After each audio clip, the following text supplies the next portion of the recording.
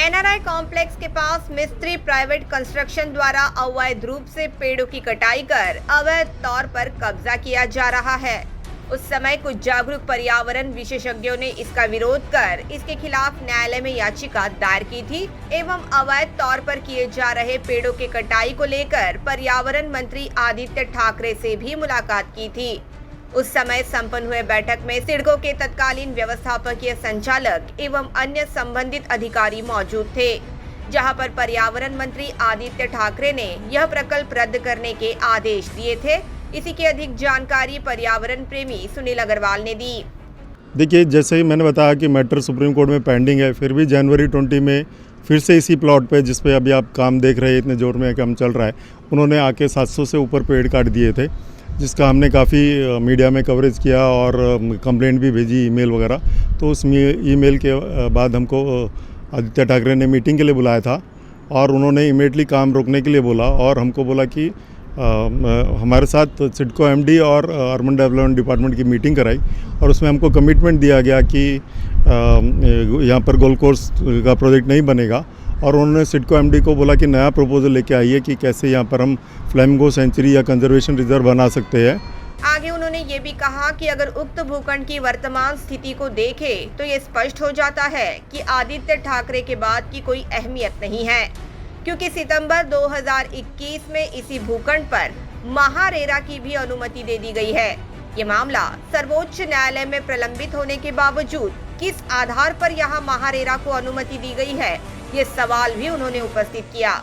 आज की स्थिति देखते हैं तो ऐसा ही लगता है कि या तो ये लोग आदित्य ठाकरे की बात का कुछ वैल्यू नहीं रखते।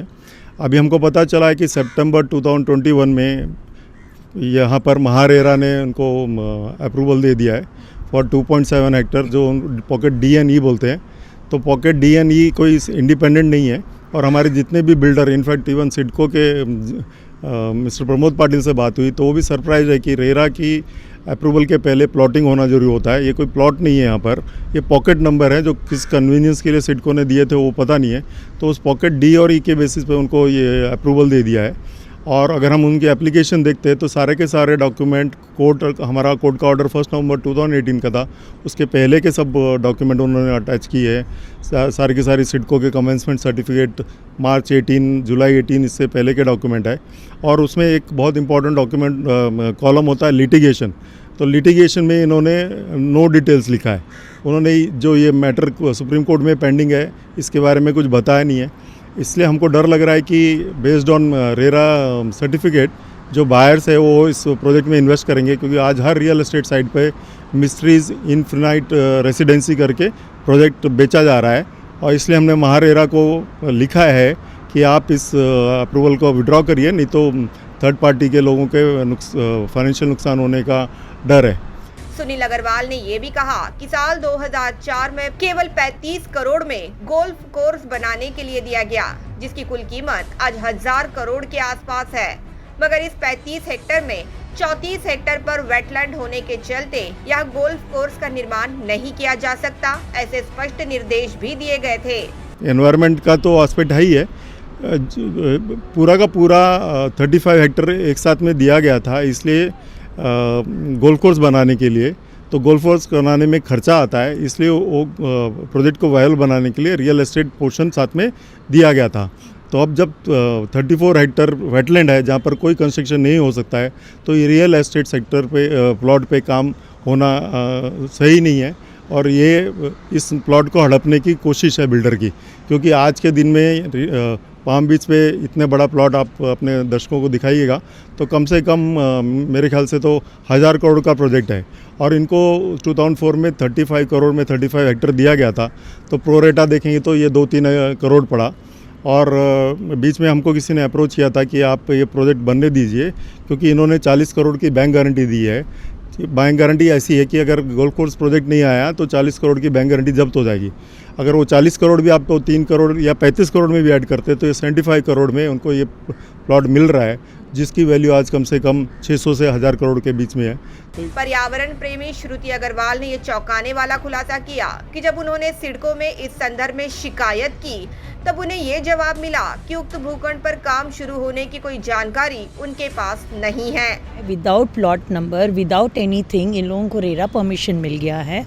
किस तरह से मिला ये भी नहीं समझ रहा है। हाई कोर्ट में पूरा प्रोजेक्ट क्वॉश्ड है, फिर भी इन लोगों ने किस बेसिस पे ये प्लॉट पे काम शुरू किया है। हम सिडको पे हमने वेटलैंड कमेटी में इंक्वायरी बिठाई है। आज सिडको ऑफिशियल इसलिए आए हैं वहाँ पर टू चेक, बिकॉज उनके हिसाब से तो यहाँ कुछ काम नहीं चल रहा है। तो हमने जब कहा वेटलैंड कमेटी में तो उनको लगा कि पता नहीं ये कैसे हो गया, तो ही सेलिंग नहीं, उनके हिसाब से तो कोई काम ही नहीं चल रहा है यहाँ पर। आगे उन्होंने ये भी कहा कि यहाँ रेरा को अनुमति दी गई है, जिस कारण यहाँ सबसे ज्यादा नुकसान घर खरीदारों का होगा। रेरा का परमिशन कैसे मिला, it is a very shocking thing, because ultimately customers इसमें मरेंगे, क्योंकि उन लोग ने रेरा ले लिया, वो बेसिस पे लोग बुकिंग करते हैं, तो थर्ड पार्टी इंटरेस्ट क्रिएट हो गया। लोगों ने, काफ़ी लोगों ने पैसे भी दिए होंगे, बुकिंग भी कर दी होगी। उसी तरह हमें भी पता चला, हमारे पास भी आया बुकिंग करने के लिए। That is how we got to know that there is a project going on next to NRI only. और जबकि ये मतलब प्रोजेक्ट इंटीग्रेटेड प्रोजेक्ट है। अगर ये प्लॉट भी है, पहले भी कोर्ट में ऑर्डर दिया गया था कि लैंड को पीछे से आप डिमार्केशन करिए, वहाँ पर आप बाउंड्री बनाइए, वो भी इन लोगों ने नहीं किया। And secondly, this plot by itself is not single plot, it was a part of the whole integrated project. तो जब तक पूरी चीज़ का मामला सामने नहीं आएगा कि ये वेटलैंड है, इस पर नहीं होना है, तब तक इसको इन लोग नहीं काम शुरू कर सकते हैं। होगा तो इसको रीबिड होना पड़ेगा ये पूरा प्रोजेक्ट को। आदित्य ठाकरे द्वारा दिए गए आदेशों को लेकर उन्होंने कहा कि मंत्रिमंडल में एक महत्वपूर्ण विभाग का पद उनके पास है, मगर अब ऐसा लग रहा है कि उनकी बात को ना ही कोई अधिकारी और ना ही कोई भवन निर्माता तवज्जो देते नजर आ रहे हैं। मुझे लगता है कि मुझे लगा he is very strong and he is statement would have been of good importance, पर अगर इन लोग ने नहीं दे रहे हैं ध्यान, तो कहाँ पर फॉल्ट है, कौन इस पे नहीं ध्यान दे रहा है, कौन सोचता है कि नहीं कुछ भी कर लो, हम सब चलता है। दैट इज़ एटीट्यूड यहाँ इंडिया में है ना, प्रॉब्लम वो है। हमारे यहाँ सब चलता है, ऑफिशियल्स को इन लोग कुछ रिस्पॉन्सिबल नहीं बनाते हैं, उनके अगेंस्ट कुछ पनिशमेंट नहीं लिया जाता। बता दें कि श्रुति अग्रवाल एवं सुनील अग्रवाल के शिकायत के बाद सिडको के पर्यावरण विभाग से संबंधित अधिकारी प्रमोद पाटिल साइड इंस्पेक्शन के लिए मौजूद थे, मगर बिल्डर के लोगों ने द मेट्रो के कैमरा को अंदर जाने की इजाजत नहीं दी। अब सिडको के अधिकारी के भेंट के बाद यहाँ पर्यावरण विनाश का काम रुकता है या नहीं, ये देखना दिलचस्प होगा। Bureau report, the metro.